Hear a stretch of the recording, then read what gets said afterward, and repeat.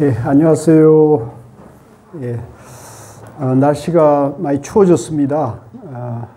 환절기이고 또 날씨 변화가 심하니까 건강을 잘 챙기시고요. 자, 잠시 입정을 하고 공부에 들어가도록 하겠습니다.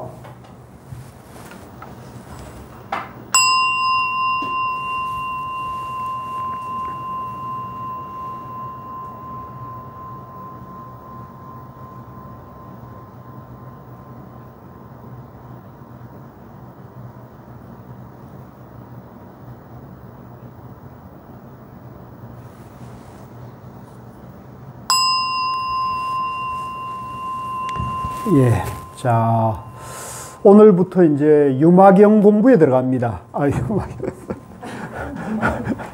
오늘부터 유마경 공부를 마치고 승만경 공부에 들어갑니다. 죄송합니다. 너무 유마경을 좋아하다 보니까 그런가 봅니다.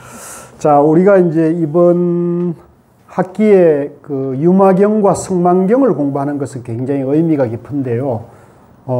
부처님 제자 중에 출가 제자들이 깨달은 분들은 많은데 제가 제자 중에 깨치고 이 설법을 한 경전이 이렇게 결집되어 있는 것은 딱 두 분이에요. 그 중에 한 분이 이제 유마거사, 이제 남자 신도 중에 유마거사, 여자 신도 중에는 이제 오늘 공부할 성만부인입니다. 성만부인. 그래서 이제 신도가 깨달아서 부처님처럼 이 경전을 설했다는 것은 굉장히 의미가 있죠. 이런 것은 다른 종교에서는 찾아보기가 어려워요.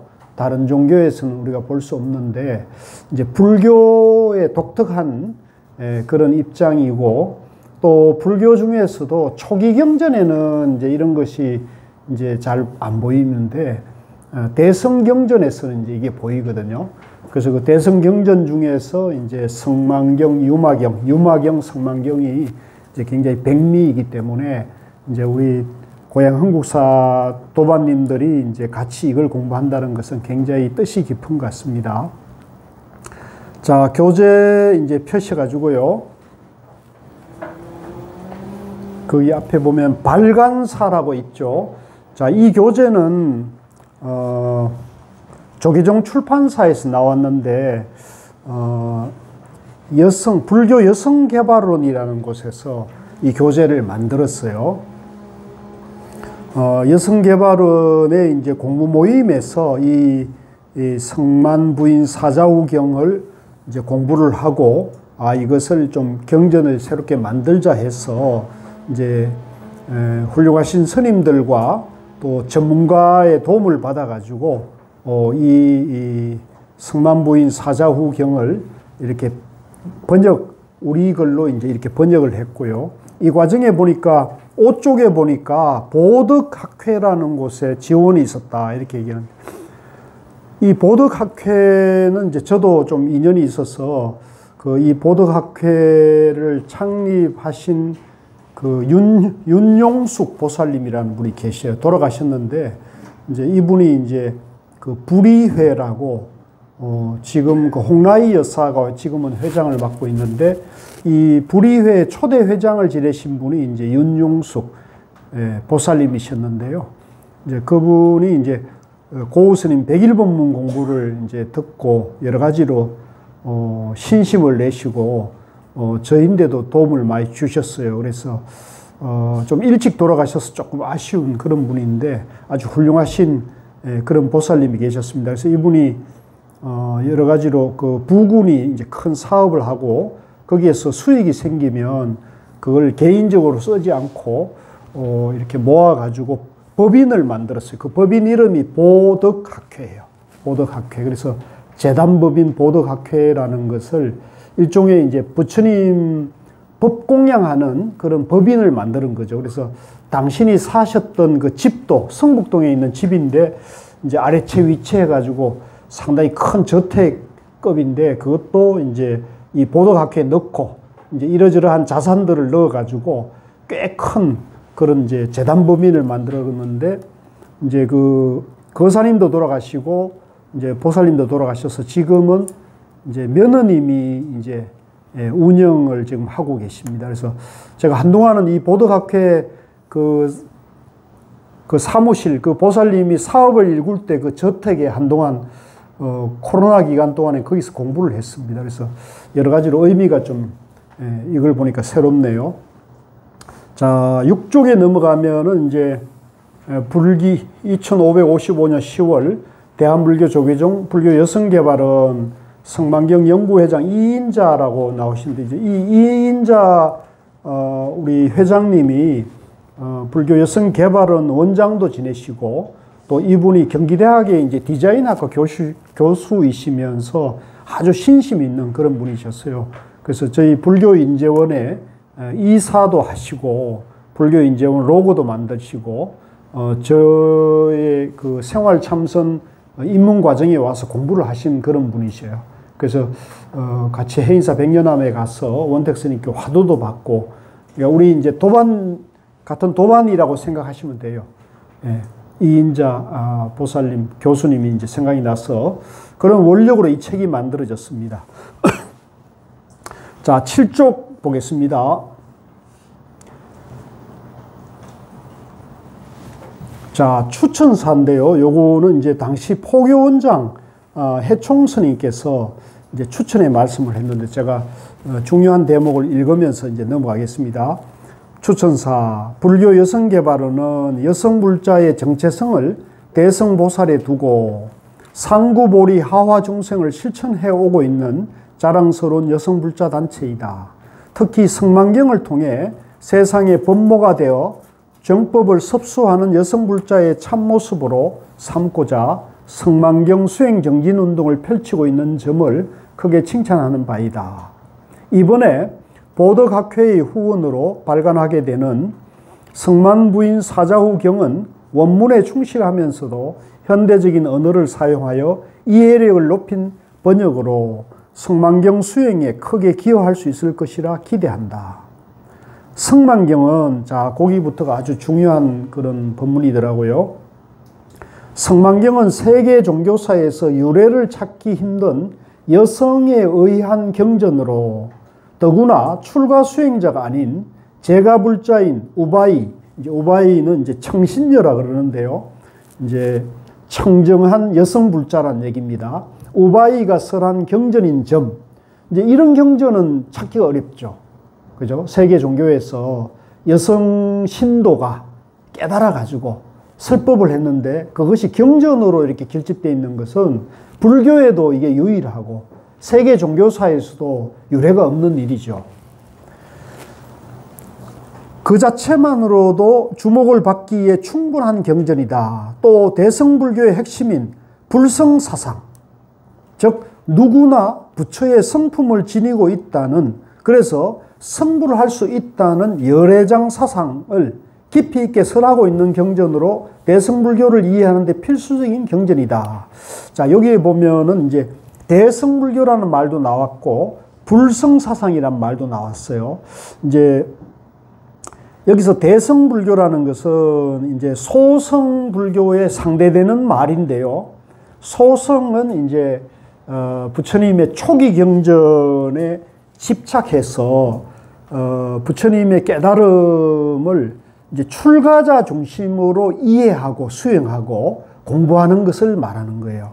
그러다 보니까 중생의 고통, 특히 이제 제가불자들의 이런 여러 가지 어려움, 고난, 시련에 대해서는 이제 당시에 소성 공부를 하시던 분들이 별 관심이 없고, 이제 부처님 법에 대한 공부만 하다 보니까 이제 중생들의 어려움에 대해서 보살피지 못해서 불교가 이제 어려움에 처하게 된 거죠. 그래서 이것은 부처님 가르침이 아니다라는 걸 반성하면서 부처님 가르침은 중도다. 출가와 제가, 이것과 저것, 옳고 그름의 문제가 아니고 모든 일체 중생의 고통을 건지게 해결하는 것이 이제 대성이다. 이런 정신으로 돌아가자 해서 이제 중도의 가르침을 근본으로 삼고 다시 이제 모든 일체 중생의 해탈을 이제 우선시한 것이 이제 대성불교예요. 그래서 대성불교에서는 이제 흔히 불성 사상을 얘기를 합니다. 부처의 성품은 누구든지 가지고 있다는 거죠. 누가 뭐 전생에 복을 많이 짓고 또 전생에 도를 많이 닦은 사람, 공부를 많이 한 사람, 출가하신 분, 복이 많은 분에게만 이 부처의 성품이 있는 게 아니고 일체 존재가 일체 존재 중에서는 사람뿐만 아니고 동물이나 식물이나 돌멩이나 풀 한 포기의 모든 존재가 다 부처의 성품을 지니고 있다는 게 이제 불성 사상이에요. 그래서 그 성불을 할 수 있는데 그 불성이 어디에 있느냐 하면 열의 창고, 보물 창고에 있다는데 그게 이제 우리 마음 속에 일체 중생의 마음 속에 열의 보물, 지혜 창고가 있다는 것은 열애장입니다. 한번 같이 보세요. 열애장. 그래서 이런 이제 입장이 열애장 사상이라는 대승불교의 또 한 분파가 되는데요. 이 대승불교도 워낙 이제 방대하고 심오한 가르침이다 보니까 이제 천태 사상, 천태종, 화엄종, 그 다음에 이제 여기 열애종, 그 다음에 삼론종, 여러 가지 이제 종파가 나오는데 그 중에 한 종파가 열애장인데 열애장 사상은 이제 아까 말씀드린 대로 일체 중생이 부처의 지혜 창고, 깨달음의 창고, 보물 창고를 갖추고 있다. 이게 열애장이라는 겁니다. 그래서 이 이제 성만경은 열애장 사상을 이제 대표하는 경전이다. 지금 이렇게 말하고 있는 거예요. 일찍이 우리나라에서는 신라 시대부터 성만경이 보급되어 성만 부인의 영향으로 선덕 여왕이 덕만 공주였던 것처럼 자, 이게 이제 아주 우리나라로 와가지고 불교가 또다시 이제 한번 업그레이드가 되는 거예요. 이제 이 인도에서 이제 불교가 출현했는데 이것이 이제 중국으로 한문으로 이렇게 번역됐고 그 중국 당나라 시대, 주로 이제 당나라 시대에 이제 경전이 완전히 번역이 돼가지고 한문으로 된 것을 이제 신라의 고성들이 이제 중국에 당나라에 유학 가서 경전을 가지고 와가지고 공부를 해서 이제 우리나라에도 이제 불교 사상이 꽃피우게 되는데 그 중에 이제 이 성만경 영향으로 여기에 나오는 이 성만 부인, 이제 성만 공주고 이제 왕비입니다. 이제 실제로는 공주였고 결혼해서는 이제 혼인해서는 왕비가 된 사람인데 그분의 이제 영향으로 우리나라의 신라 진평왕의 진평왕이 아들이 없었어요. 그래서 딸이 둘이 있었는데 딸 이름이 이제 덕만 공주였는데 이때 이제 이 성골의 신분이 아들을 낳지 못해서 이제 이 여성에게 왕위를 이제 계승하는 문제로 상당히 시끄러웠겠죠. 여자가 왕이 된다. 이거는 우리나라에서도 몇 번 있는 일이 아니지 않습니까? 당나라, 중국에서도 한 번 있었던 일이에요. 한 번 있었던 일. 이따가 얘기를 드리겠는데 우리나라에서는 이제 선덕 여왕이 우리 한반도에서는 최초의 여성 이제 군주, 여성 왕이 되는 거죠. 근데 이 여성 왕이 되는데 이 성만경의 영향이 있었을까요? 없었을까요? 그게 큰 영향을 줬다고 봐야 돼요. 그래서 이제 이 부처님의 가르침이 일체 중생이 다 이제 부처의 성품을 가지고 있다. 일체 중생이 이제 본래 부처다. 이제 이런 견해가 이제 꽃피워졌기 때문에 이제 인도에서는 카스트 제도를 기반으로 하는 브라만교가 이제 변화할 수밖에 없었고요. 또 중국으로 와서 이것이 이제 유교와 도교 영향 속에서도 불교가 꽃피울 수 있었던 것이 불교의 이제 이런 평등 사상, 불성 사상 이런 것이 영향을 줬고 이게 우리 한반도에 와서는 이제 유교 문화권이 있었음에도 불구하고 이제 불교 영향이 신라는 강했기 때문에 이제 부처님의 이러한 사상에 비추어서 이제 여성왕, 선덕 여왕이라는 왕이 이제 탄생하는 그런 기반이 되는 사상적 기초가 된 경전이다 이렇게 보셔야 됩니다. 등만공주였던 것처럼 많은 사랑을 받아왔으나 현재에는 다른 대성 경전에 비해서는 널리 읽히지 못하고 있는 실정이다. 이제 불교 여성개발원에서 1년여의 시간을 들여 원문에 충실한 번역을 해서 이를 여러 교수님들과 함께 윤독하면서 윤문을 거듭하고 또한 훌륭한 자문위원들의 감수를 거쳐서 공력을 기울인 훌륭한 번역이 생각되어 추천하는 바이다.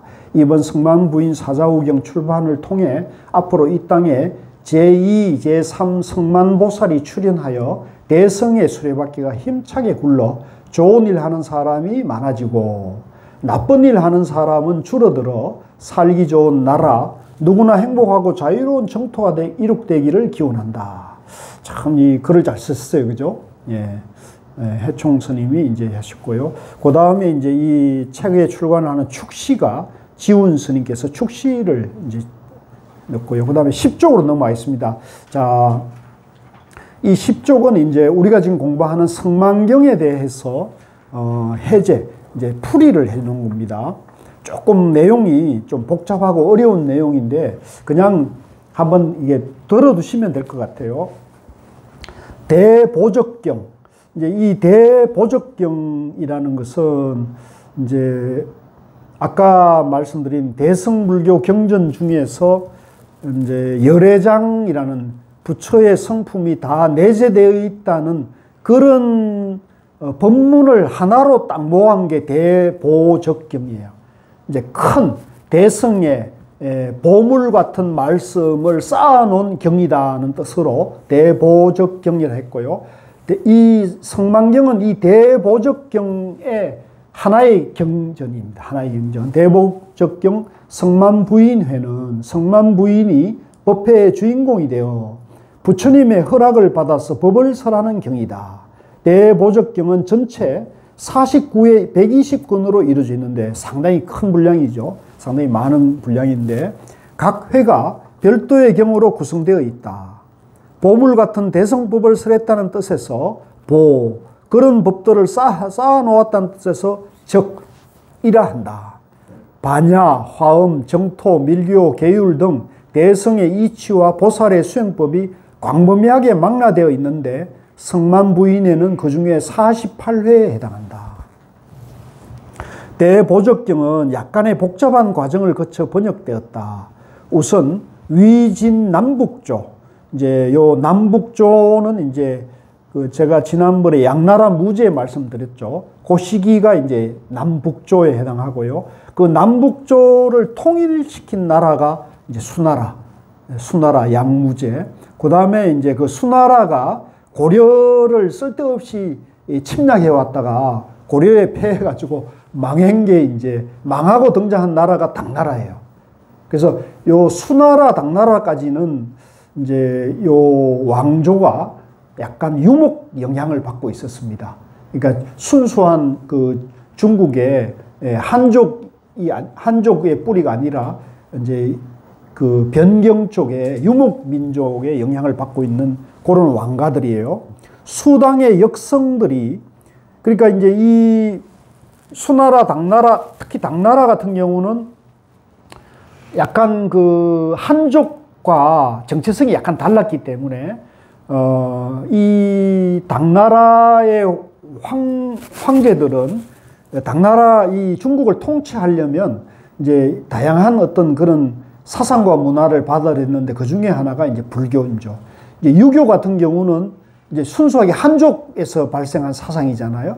그러니까 이제 그 유교를 중심으로 하게 되면은 이제 외부 민족이 들어왔던 이런 당나라 황권을 강화하는 데는 좀 어려움을 느꼈던 것 같아요. 그래서 당나라 황제들은 불교를 적극적으로 받아들였고 그걸 통해서 이제 역경 사업을 지원해서 이제 불교 문화가 이제 이 중국에 완전히 뿌리 내는 데는 이 당나라 시대에 이런 역경이 굉장히 큰 역할을 했습니다. 이쪽 앞쪽에 자리가 있네요. 그래서 수나라, 당나라 역성들이 23회 80여 권을 번역했고 그 뒤에 당나라의 현장법사가 착수했다가 완성을 보지 못한 것을 보리유지, 자, 이 보리유지라는 분이 이제 역경성인데 이제 큰 역할을 했어요. 그래서 이분이 이제 아마도 인도의 바라문 출신인데 이제 그 뒤에 나옵니다. 역자와 주석, 이경을 번역한 보리유지. 보리유지는 이제 기록에 의하면 150세를 살았대요. 150세. 지금 여기 보시면 562년에서 727년까지 살았다고 나오잖아요.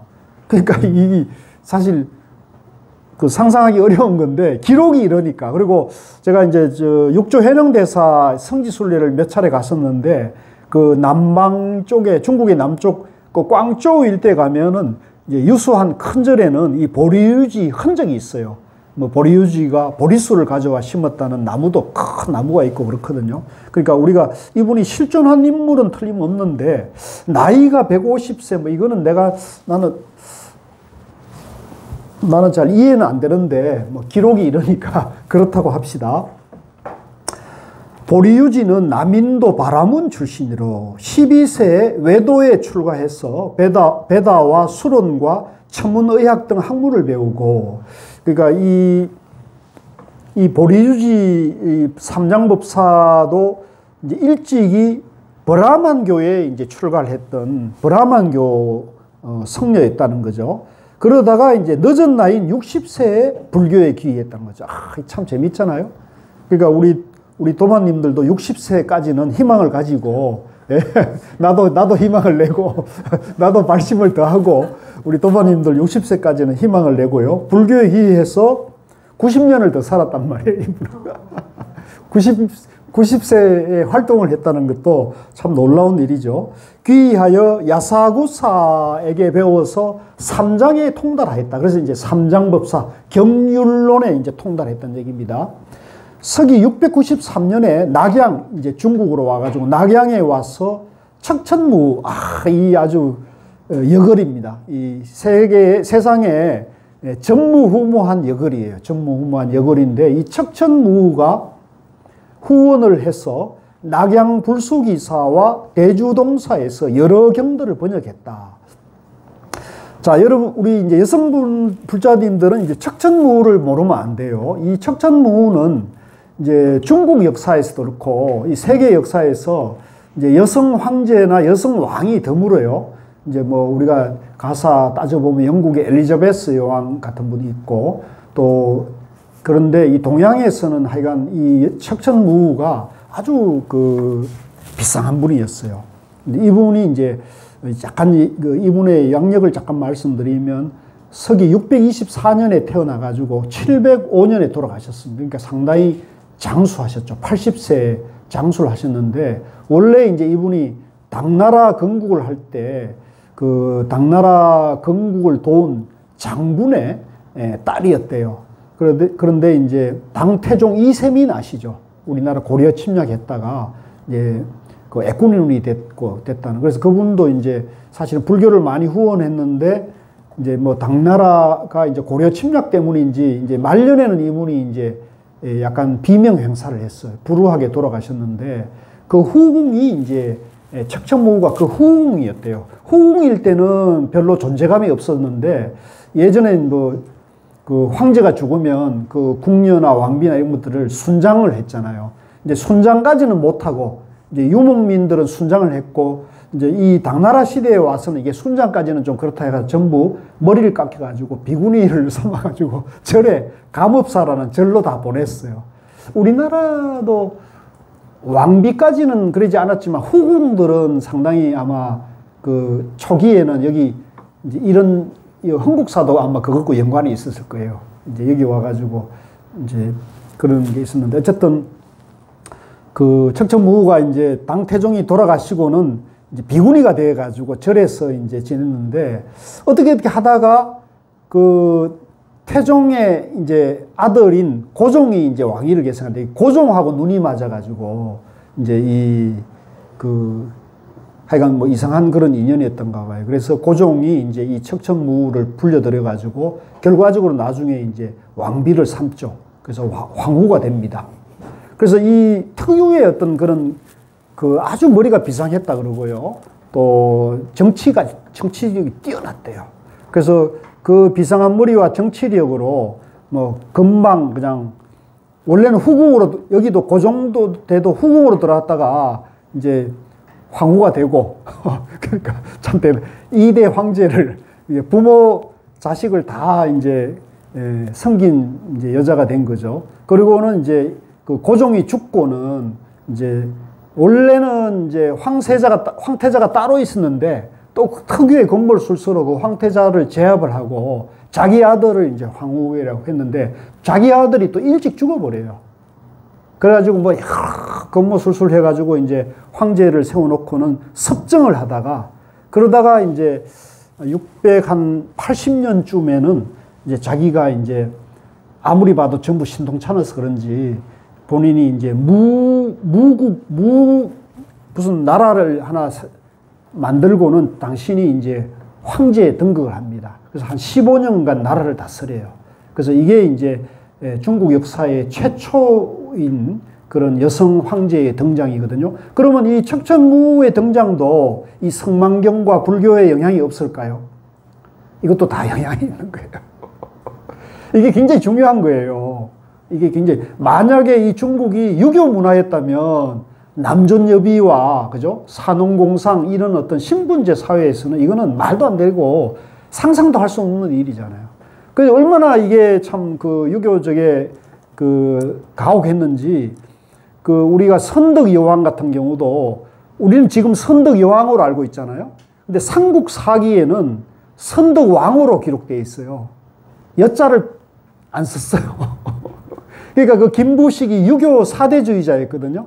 유교 사대주의자니까 이분은 유교 사상가니까 이 삼국이 불교 국가였잖아요. 그러니까 유교적 가치로 보면 이게 납득 뭐 할 수 없는 게 많으니까 삼국 역사를 할 때 가능하면 불교적인 요소는 많이 빼고 이제 유교적 이걸 해석을 많이 했다고요. 그러니까 선덕 여왕도 여자도 빼버리고 선덕 왕으로 해놨다가 후대에 보니까 또 선덕왕이 또 신라에 또 나오거든요. 그러니까 그걸 헷갈리지 않기 위해서 사가들이 선덕 여자를 붙여버린 거예요.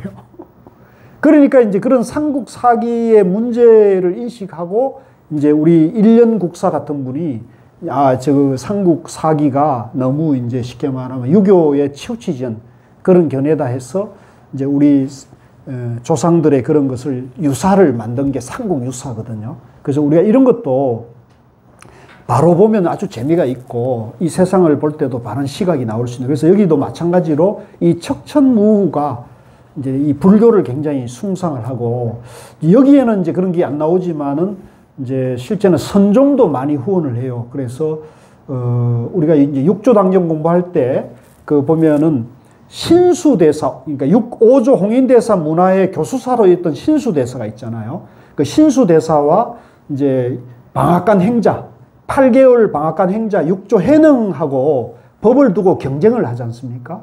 그러니까 결국은 이제 30년 신수대사를 제치고, 뭐 제쳤다는 표현은 좀 그렇고,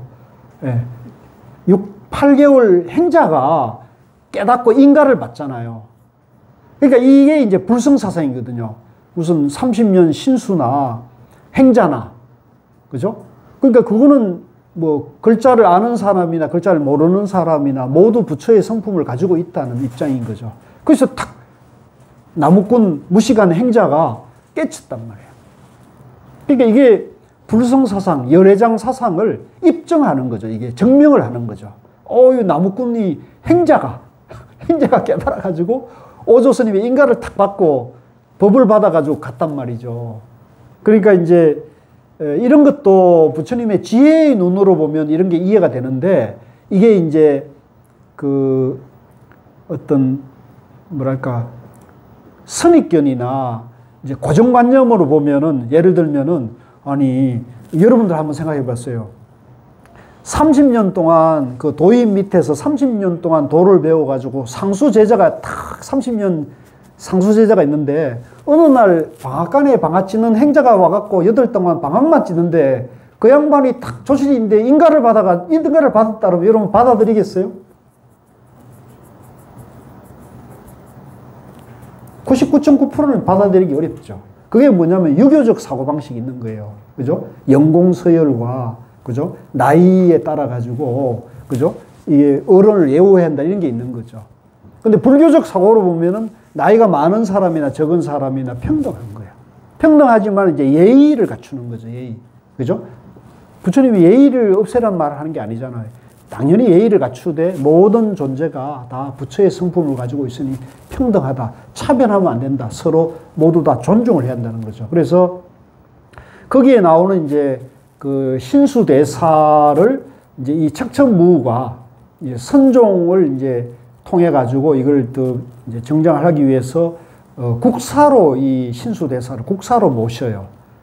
근데 이제 이 신수대사가 그때 참 이분이 저는 그 정말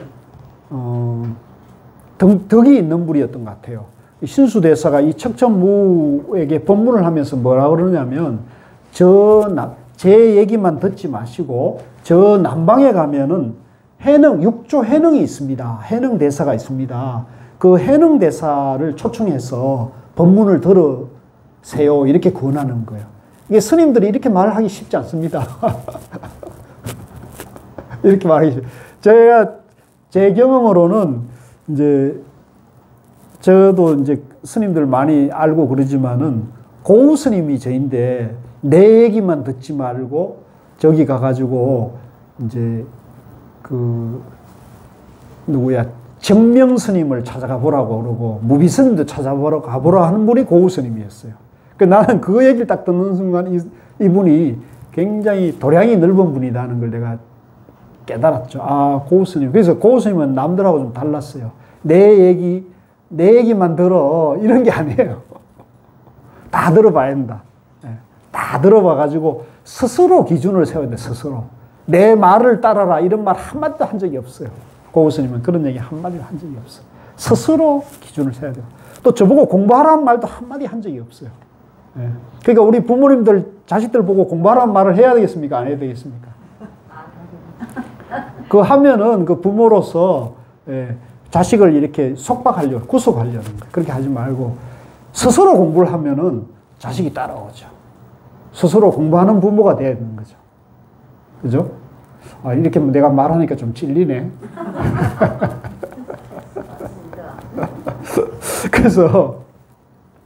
그래서 이제 이 신수대사가 이제 그래서 척천무우가 이제 그 장군이나 대신을 이제 내시를 보내가지고 남방에 사람을 보내가지고 저 서안에서 저 광동 꽝쪽까지 얼마나 먼 거리입니까? 그 사람을 보내가지고 이제 오라고 그러죠. 그러니까 기록에 의하면 한 3번을 거절한 기록이 나와요. 한 번은 이제 병이 몸이 안 좋아가지고 도저히 내가 갈 수 없다는 거고, 한 번은 내가 너무 인물이 안 좋은데 이제 황제께서 나를 보고 실망하면 안 되지 않느냐. 이제 이렇게 얘기를 하고도 있고 그런 얘기가 있어요. 그래서 이제 결국은 이제 그 육조 해능대사가 이제 법문을 가지를 않았거든요. 이제 거기에도 깊은 뜻이 있는 거죠. 깊은 뜻이 있는데 어쨌든 그 척천무우가 여기 나와서 우리가 재밌게 보는데, 그래서 우리가 이제 이 역사로 보면 이제 여러분 잘 아시고 여기 뭐 여성 물자님도 많이 계십니다만은 인류 역사에서 보면 이 여성 인권이 지금 시대가 된 것은 불과 몇 년 안 돼요. 100년 전에는 미국 같은 나라에서도 여성이 투표권이 없었어요. 투표권이 없었어요. 우리나라도 투표권을, 국민들이 투표권 가진 게 언제예요? 광복 이후잖아요. 그죠? 광복 이후에 이제 남한 단독 정부 수립할 때 최초로 이제 국민투표가 도입된 거 아닙니까? 그죠? 그러니까 이런 걸 보면은 우리가 인류 역사가 그 뭐 반만 년 그러고 하지만은 이제 국민 인권, 이제 국민 주권 시대, 민주주의 시대가 된 것도 얼마도 안 될 뿐만 아니라 여성 인권이 이제 이렇게 신장된 것도 얼마 안 되는데, 이제 부처님은 이미 2600년 전에 이런 법문을 허락하시고 이런 법문을 설하고 있잖아요. 남녀가 평등하다는 거죠. 일체 존재가 남녀만이 평등하기가 일체 존재가 평등할 뿐만 아니라 사람과 동물과도 평등한 거고 식물하고도 평등한, 모든 존재가 고귀한 존재라는 걸 설하고 있잖아요. 그러니까 이 부처님 사상이 얼마나 놀라운 사상이겠습니까? 이게 인류가 이 부처님의 깨달음의 지혜보다도 위대한 가르침이 지금까지는 아직 나오고 있질 않아요. 그래서 우리 이런 법문을 듣는 우리 한국사 불자님들은 복이 많은 겁니까? 복이 그저 그런 겁니까? 복이 많습니다. 내가 보기엔 여러분들이 지금 복이 어마어마한데 자기가 얼마나 복이 많은 줄 잘 모르고 있는 것 같은데요. 알아요? 다 알고 있죠. 아니까 이렇게 오지. 아니까 오는 거예요. 네, 이게 진짜로 이 부처님의 이런 법문을 공부한다는 것은 특히 이런 성만경 같은 경우는 일반 절에서는 잘 강의를 하지도 않고 아주 보기가 드물어요. 그러니까 이거는 이제 우리가 조선조를 거치면서 다시 유교국가가 되어버렸잖아요. 그죠? 조선조를 거치면서 순유업부를 해가지고 불교를 박살을 내고 불교 교단을 없애고 도성 아래 출입 금지를 하고 도성에 있는 절을 다 없애가지고 뭐 기방을 만들고 그 절을 전부 산적으로 쫓아냈단 말이에요. 그러니까 유교국가가 되면서 이게 다시 성만경이나 이런 것도 이제 별 볼 일 없는 경전이 돼버리고 스님들도 별 볼 일 없는데 불교의 씨앗이 어디에 있겠어요. 그러니까 불교로 봤을 때는 조선조 500년은 암흑기예요. 암흑기. 우리 이 불교 1700년 역사의 암흑기인데 이걸 이제 다시 살려내야 되기 때문에 앞으로 우리 여성 불자님들의 역할도 굉장히 중요하고 그렇습니다. 자, 그래서 이 성만경을 다시 이제 많이 읽어야 돼요. 그래서 우리가 우리나라에서 여성 불자로 태어난 분이라면 여성이라면 누구든지 성만경을 봐야겠습니까? 안 봐도 되겠습니까? 봐야 되는 거예요. 우리나라 불자들 중에 성만경 공부한 분이 몇 분이나 되겠어요? 그러니까 여러분들은 어마어마하게 복이 많은 거예요. 박수 한번 쳐줘요, 박수. 여러분들은 정말로 복이 많은 거예요. 정말로 복이 많은 거예요. 내가 그래도 불자로, 그죠?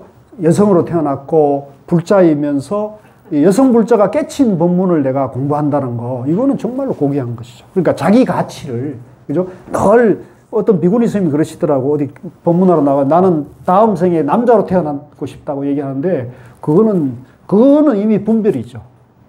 이미 그거는 자기 비하죠. 그죠?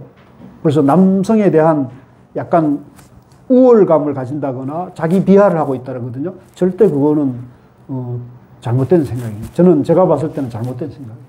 이대로 완전한 거예요, 이대로. 남녀가 본래 완전한 거란 말이에요. 그러니까 뭐 그래서 우리 뭐 얼마 전까지만 해도 남존여비 했는데 지금 어때요? 남자아이 태어나면 큰 잔치하고 여자아이 태어나면 쳐다보지도 않는 부모들이 많았잖아요. 지금 어때요? 지금은 거꾸로 됐잖아요.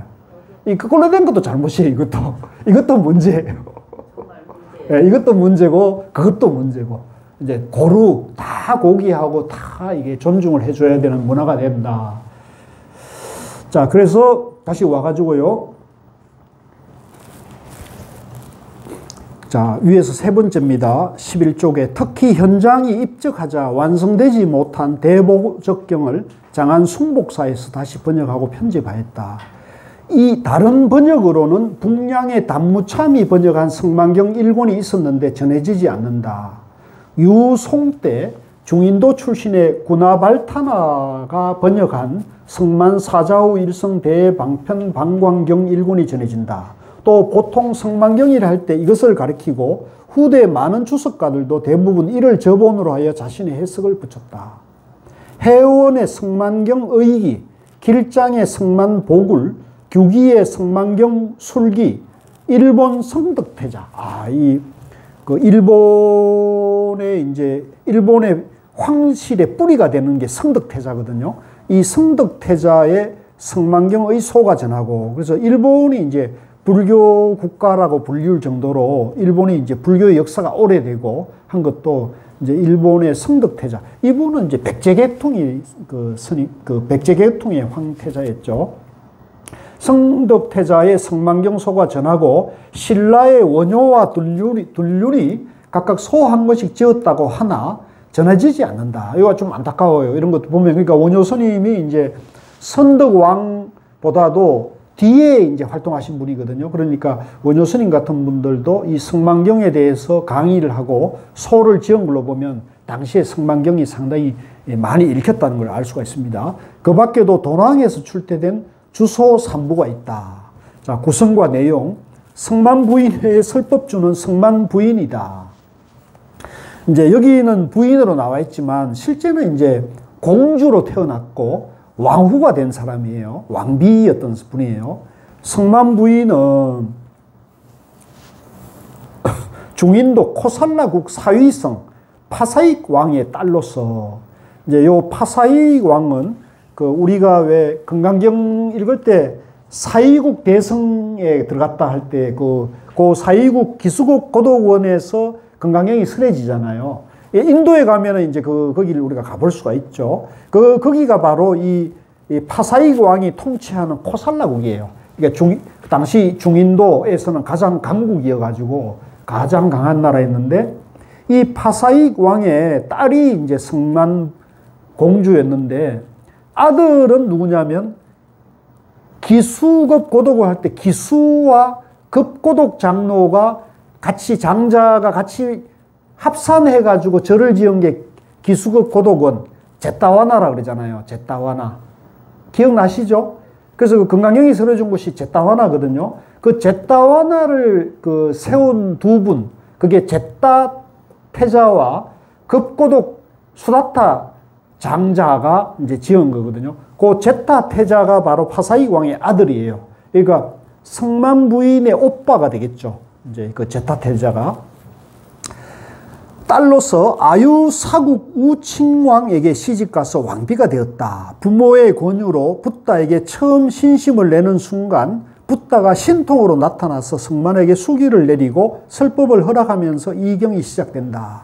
성만은 열의 공덕을 찬탄한 뒤 10가지 큰 원을 세우고 원을 출발점으로 하여 이경을 전개해 나간다. 이제 요 경전은 성만 부인이 이제 부모들이 이제 부처님을 공양하고 부처님에게 법문을 들으라 하니까 이제 성만 부인이 우리 부모님이 소개한 부처님이 정말로 위대하고 훌륭하신 분이구나 이렇게 찬탄하면서 법문을 듣고자 할 때 그때 부처님이 딱 숑 하고 나타난 거예요. 그래가지고 거기서 이제 법문이 시작되는 게 재밌죠. 그래서 이런 아주 재미있는 그런 것이 이제 대성경전에 등장하는데, 자, 여기서 이제 성만이라는 이름이 재미있는데, 이게 이제 아까 제가 말씀드렸던 선덕 여왕의 이제 이름이 덕만이에요, 덕만. 그래서 이 성만과 덕만 이 인연이 성만경에서 이제 유래한다 그래요. 그래서 이 선덕 여왕의 아버지가 신라의 26대 진평왕이었대요. 근데 이제 안타깝게도 이 진평왕이 이제 아들이 없이 이제 공주만 둘이 있었는데, 그때 당시 이 진평왕을 마지막으로 성골, 이제 신라는 이제 성골, 진골이 나눠주고 육두품 신분제 사회였잖아. 이거는 사실 좀 문제가 있어요. 이거는 이제 제가 봤을 때 신라가 갖고 있는 어떤 한계가 있었는데, 이 이제 성골, 진골로 나눠주고 그 밑에 이제 육두품이 있었는데, 그 성골 신분이 이 진평왕대에서 남자가 이제 끝이 됐다는 거야. 그래서 이제 남아있는 게 여자 성골이 있었는데, 이것을 이제 왕위를 계승하느냐 마느냐 갖고 엄청난 시비가 있었겠죠. 그런데 이 덕만 공주가 유달리 또 총명하고 또 선했대요. 맑고 선하고 지혜로웠기 때문에 이제 진평왕이 자기 딸이 왕위를 이어가면 좋겠다는 걸 했고, 또 이 성만경에서 부처님 여성불자가 설법을 깨달아가 설법을 하고 있다는 게 얼마나 큰 힘이 됐겠어요. 이런 게 없었으면 이 덕만이 왕이 되기가 저는 불가능했다고 봅니다. 저는 어려웠을 거라고 봐요. 그래서 이런 불교의 그런 위신력으로 이걸 확 누르면서 갖고, 이제 그래도 이제 반발을 하죠. 귀족들이나 이제 진골이나 이런 데서 반발하고, 그래서 반란도 일어납니다. 나중에 오면 그 반란 무렵에 이제 선덕여왕이 돌아가시죠. 근데 이제 어떤 면에서 보면 제가 생각할 때는 뭐 잘은 모르지만 이 선덕여왕이 그런 이제 강한 그 남성 중심 사회 시대에 이제 그런 어떤 강한 견제를 받고 있었기 때문에 이 선덕여왕이 국가의 통치를 잘하고자 애를 썼다고 할 수 있어요. 즉 통치를 잘해야 권위가 유지가 되고 백성들의 지지를 받을 거 아닙니까? 민심의 지지를 받지 않습니까? 잘못하면 금방 반란이 일어나가 쫓겨나죠. 그래서 잘하기 위해 애썼는데, 그때 이제 그 김춘추, 이종 사촌이라 그러죠. 김춘추를 이제 등용을 하고 외교를 이제 능수능란해 하고, 그 다음에 이제 김춘추와 이제 사돈을 맺은 김유신 장군, 이제 김유신 장군은 이제 사실은 가야극의 계통이거든요. 이게 가야극의 계통이 가야 귀족 장군 출신이 신라에 와서 큰 출세를 하기는 역사적으로는 시대적으로는 불가능한데도 불구하고 그런 이제 훌륭한 인재를 이렇게 등용해서 이제 병권을 주고 이런 것들이 이제 선덕 여왕의 그런 능력이 그만큼 사람 보는 눈도 있었고 또 그런 인재를 갖다가 신분과 그런 것, 그 어떤 지연, 혈연, 학연에 연연하지 않고 인재를 알아보는 눈이 있었기 때문에 그런 거죠. 그래서 이제 그런 김춘추나 김유신 장군에 의해 가지고 삼국 통일의 이제 기반이 사실은 다져지는 거거든요. 그리고 이제 그 위에 이제 자장율사를 이제 불려들여 가지고 자장율사를 불려들여서 국정의 자문을 받으면서 만든 게 황룡사구탑, 구청탑이죠. 어마어마한 거 아닙니까? 그죠? 이게 뭐 지금 불타버려서 없어서 그렇지만 이게 아마 있었다면 굉장한 거죠. 정말 세계적인 보물일 거예요. 세계적인 보물인데 이게 이제 결국은 목탑이다 보니까 외침에 불타버렸는데 우리가 이제 다음 주에 가면은 그 황룡원에 가면은 그 구청탑을 복원을 해놨어요. 그건 보면 뭐 진짜 신심이 납니다. 거기 가서 우리가 하룻밤 자는데 그래서 이런 것이 이제 선덕왕이 이제 아주 통치가 뛰어났을 뿐만 아니라 이제 선한 영향을 했고 이거는 사실 동서양물 막론하고 이 선덕왕 여왕이 척천무보다도 한 50년 앞선 여왕의 등극이거든요. 그러니까 우리가 중국보다도 훨씬 더 이 여성의 인권, 여성 민권이 높았어요. 자부심을 느껴야 돼요, 우리 도반님들이. 예? 이거는 세계 역사에서 이건 유례가 드문 일이란 말이야. 예? 그러니까 우리 한국 사람으로서 한국 민족으로서의 자부심을 가져도 될 만한 분이 이제 선덕 여왕이다. 이렇게 보셔야 됩니다. 그래서 우리가 이번에 이제 그 경제 순례하면서 마지막 코스를 선덕 여왕 능에 가보려고 그래요. 그것도 의미가 있겠죠. 저도 한 번도 못 가봤는데 그 마침 그 코스가 되겠더라고요. 그래가지고 그 선덕 여왕 능을 한번 순례를 하려고 생각하고 있습니다. 자, 그래서 이제 이 성만 부인이 이제 이렇게 해서 이제 하거든. 자, 11조의 맨 마지막 줄. 여기서 말하는 10가지 원은 계의 의미를 담고 있는데 이미 정해진 계율의 조목을 지키는 것이 아니라 화, 질투, 인색함 등 자신의 번뇌를 성찰하고 나아가 중생의 고통을 해결하겠다고 하는 다짐이다. 그런 점에서 이 경의 원사상은 이제 서원 사상은 대성 자석의 성격을 갖는다. 자석에는 이제 스스로 이렇게 세운, 스스로 맹세한 계라는 거죠. 부처님께서 받은 계라기보다는 부처님께 받은 계에서 자기가 스스로 이렇게 하나 이제 세운 계율이라는 거죠. 10가지 원은 이게 이제 성만부인의 10대 원입니다. 10가지 원은 3가지 큰 서원에 들어가고 나아가 모든 서원이 하나의 큰 원에 포함되는데 그것은 정법을 받아들이고 몸에 지니는 것이다. 섭수정법에서 정법은 대성을 의미하며 자, 요런 해석은 저는 이제 이 당시 이 경전을 만들고 경전을 이제 역경할 때는 이런 표현을 썼는데 저는 이 섭수정법의 정법은 중도라고 말씀드리고 싶어요. 중도. 대성이고 중도예요. 중도라고 봐야 돼요. 지금은 더 그렇습니다. 지금은 이제 지금 남방불교에서 이제 초기 경전 위주로 공부를 해온 분들은 이 대성불교 경전이나 이 선종 같은 걸 다 부정을 하거든요. 이거는 부처님 가르침이 아니고 이제 불교가 중국에 들어와 가지고 도교와 습합되어서 불교가 변종이 일어났다. 그래가지고 저 남방에서 공부한 분들은 이 대성불교 자체를 부처님 가르침으로 안 보는 경향이 일부 있어요. 이제 그것은 제가 봤을 때는 그거는 초기 경전에 집착하고 있는 거예요. 부처님 가르침에 집착하는 중도로 이걸 불교를 안 보는 거죠. 그게 지금 남방이 안고 있는 제가 봤을 때 좀 한계가 보여요.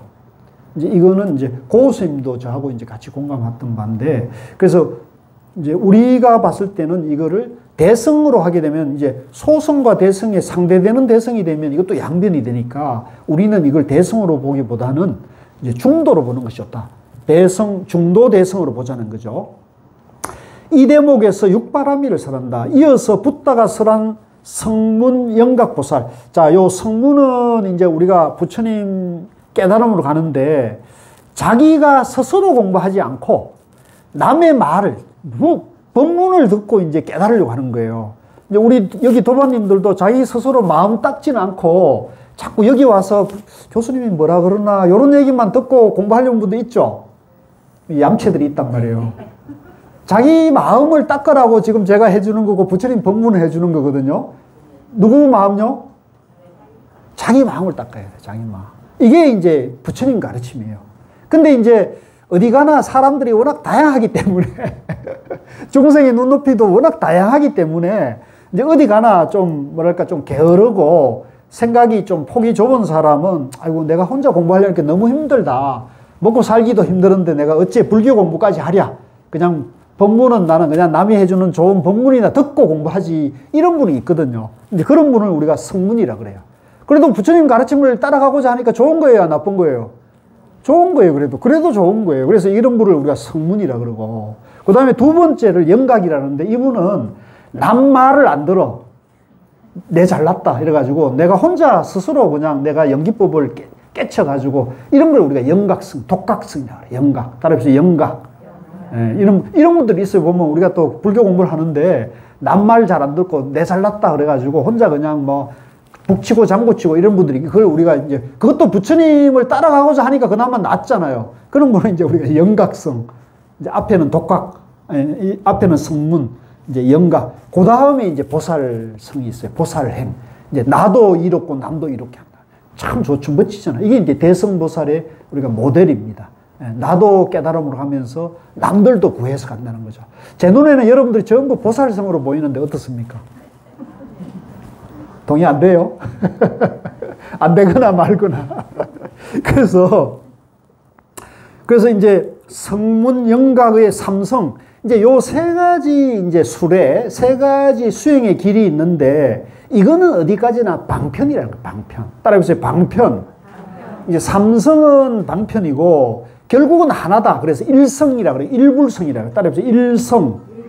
하나, 중도 일성밖에 없다. 중도 일성. 결국 일성으로 이끌기 위한 방편에 지나지 않는다는 일성사상과 모든 중생의 마음속에는 본래부터 열애의 청정한 성품이 내장되어 있다는 열애장을 선한다. 열애장설은 번뇌에 얽혀 사는 중생이 부처가 될 수 있다는 근거를 제시하였고 이후 교학의 발달사에서 중요한 역할을 하였다.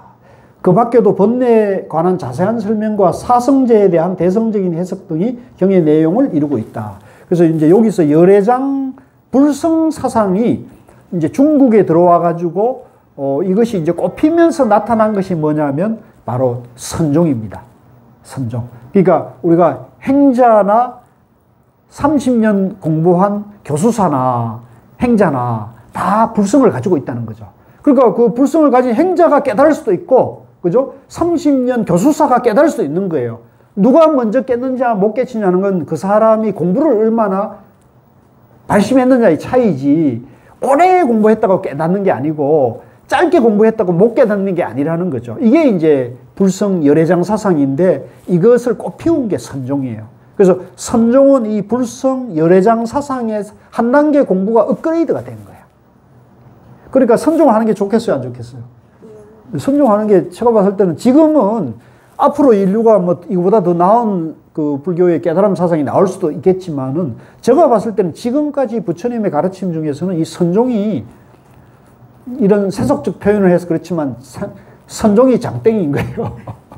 선종이 비행기 타는 거예요, 선종이. 우리가 이 서울에서 저 제주도 가는데 가장 빨리 가는 길이 뭐예요?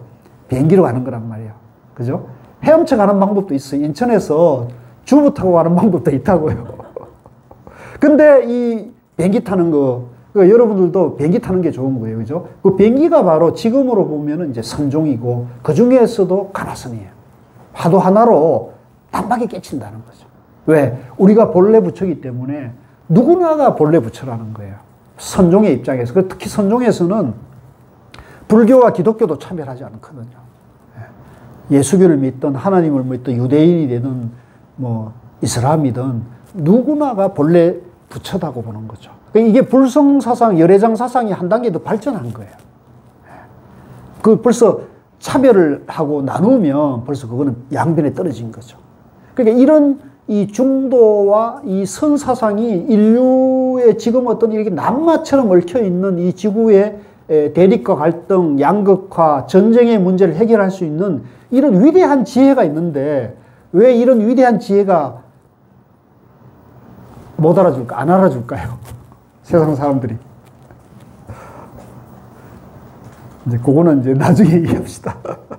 자, 그래서 이제 그런 얘기고요. 그 다음에 이제 12쪽의 특징과 위상, 요거 마치고 쉴게요. 이 경은 대방광 열애장경, 부정불감경과 함께 열애장 사상을 대표하는 경이자 유마경과 더불어 제가자를 설법주로 내세운 대표적인 대성경으로 알려져 있다. 출가자 중심으로 성립된 경들 속에서 특히 제가의 여성이 설법주라는 점은 다른 경에서는 볼 수 없는 특징이다. 이제 이것이 이제 유일하게 이제 8만 대정경 중에서도 유일한 경전이에요. 성만경. 그러니까 참 가치가 있고 특히 여성 불자들은 성만경을 봐야 돼요. 선물도 하고 그랬어요. 이 경에서 설하는 여러 법 중에 열애장과 일성은 이 경의 중심 사상으로 알려져 있다. 이 경이 중국에서 번역된 이래 열반경의 시류불성, 요게 이제 일체 중생이 다 불성이 있다. 요게 이제 시류불성이라 그러거든요. 법화경의 일성, 그리고 유식학, 화엄학 등과 연관된 속에서 7, 8세기 이후 동아시아 불교에 큰 영향을 끼쳤다. 예. 그래서 이게 불교 사상에서만 영향을 끼친 게 아니라 정치 사회적으로도 영향을 끼쳤다는 거죠. 그러니까 척천무, 이제 우리나라의 여왕, 선덕 여왕이 출연하고 그 뒤 한 50년 뒤에 당나라에서 여황제가 출연하는데 이 성만경이 영향을 끼쳤다는 거죠. 부처님의 가르침이 영향을 끼쳤다는 거니까 이게 사실은 여성들의 입장에서는 굉장히 그걸 이제 자랑을 해야 되고 내세워야 돼요. 근데 이제 그 선덕 여왕에 대해서도 마찬가지고 그 당나라의 척천 그 여왕에 대해서도 마찬가지인데 후대로 가면 유교 시대가 더 강고하게 뿌리 내리잖아요. 그죠? 그러니까 뭐 중국 같은 경우는 성리학, 주자가 나와가지고 유교를 한 단계 업그레이드를 시켜가지고 이 관학을 만들거든요. 관학은 뭐냐면 이제 이 세속에서 출세하려면 유교를 공부를 해야 한다는 거죠. 왜? 과거 제도나 모든 걸 이제 사서상경에서 출제를 하니까 누구든지 모든 사람들은 세상에서 출세를 하려면 권력을 조금이라도 누리려면 사서상경을 공부해야 되는 시대가 된 거예요. 그러면서 이제 불교가 어려워지게 된 거거든요. 그래서 지금 중국 같은 나라도 이제 불교가 다시 이제 공산당이 처음에 왔을 때는 공산당이 이제 불교를 박살을 냈는데 가만히 이제 권력을 잡고 가만히 살펴보니까 이 불교가 이게 만만치 않고 또 불교 안에도 여러 가지 좋은 장점이 있어요. 그래서 모태똥 같은 경우도 이제 문화혁명을 일으키고 뭐 정말로 참 못된 짓을 한 사람이지만은 이제 모태똥이 늘 가까이 한 경전이 육조단경이라 그래요. 그래서 왜 육조단경을 가까이 했냐 그러니까 육조 해능대사가 중국 사람이에요. 그리고 육조 해능이 무식한 나무꾼 출신이잖아요. 그러니까 무산자 노동계급 출신이 부처가 됐다는 거죠. 그러니까 자기들 사상하고 이게 맞다고 약간 경강부회를 하는 거지. 그래가지고 어디 여행 갈 때마다 육조단경을 가까이 하면서 그걸 탐독을 했다는 거예요. 거기서 이제 지혜를 개발했다는 거죠. 배운 거죠, 지혜를. 그죠? 그리고 이제 그 뒤에 장택민 같은 사람은 이제 상해에서 노동운동을 할 때 이제 속병을 알아가지고 위장병을 알았는데 좌선을 했어요. 이제 위장병을 다스렸다는 기록이 있거든요. 그래서 장택민은 건강경을 좋아했다 그래요.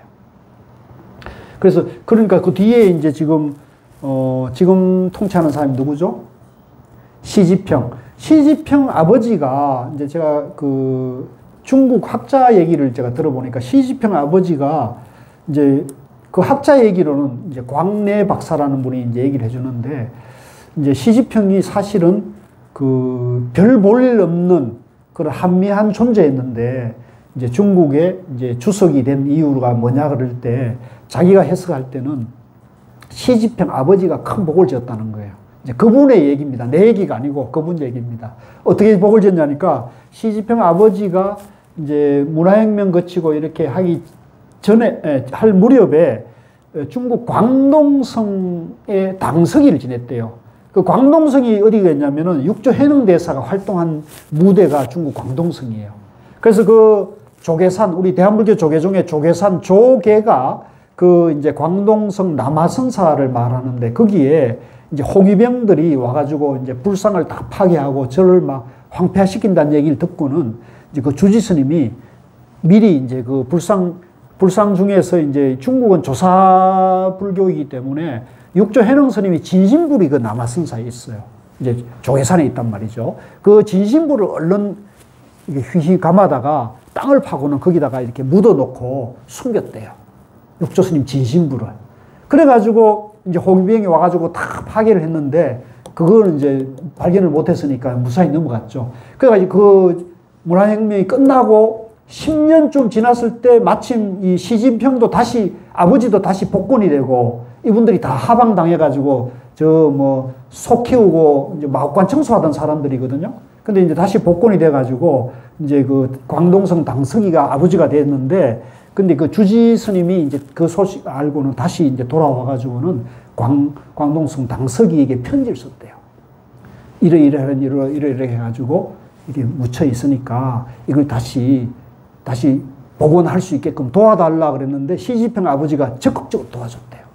그래가지고 지금 거기 가면 그대로 모셔진 거예요. 그래서 그걸 이제 얘기하면서 시진핑이 별 볼 일 없는 존재였는데 왜 국가주석이 됐느냐 했을 때 그 아버지의 그 육조 스님의 은덕이 힘은 거다 이렇게 해석을 하더라고요. 믿거나 말거나. 그러나 어쨌든 그런 덕을 베풀었다는 거, 자기가 권력이 있고 힘이 있을 때 그 어려운 사람들, 어려운 형편을 복원한다는 것은 굉장히 그건 덕이거든요. 공덕을 그렇게 지은 거죠. 그래서 저는 그래서 뭐 좀 제가 알기에는 시진핑이 지금 중국 불교를 엄청 그 밀고 있대요. 그래가지고 중국은 지금 불교가 어마어마하게 지금 커지고 있고 그래서 모든 문화유산이나 이런 걸 잘 지르면서 스님들도 많이 젊은 출가자들도 많이 나오고 또 템플스테이 같은 것도 유행을 하고 그래서 이제 불교가 상당히 지금 그 폭발적으로 성장하고 있다는데 단 하나 제가 봤을 때 안타까운 것은 이제 중국 불교가 선맥이 단절이 되어버렸어요. 그래서 이제 우리처럼 이런 가나선, 이런 조사선 전통이 중국이 지금 중국에 출현했지만 중국이 맥이 끊어져 버렸기 때문에 이거를 우리가 다시 역수출을 해야 되는데 모르겠습니다. 자, 조금 쉬었다가 본문에 들어가도록 하겠습니다. 예.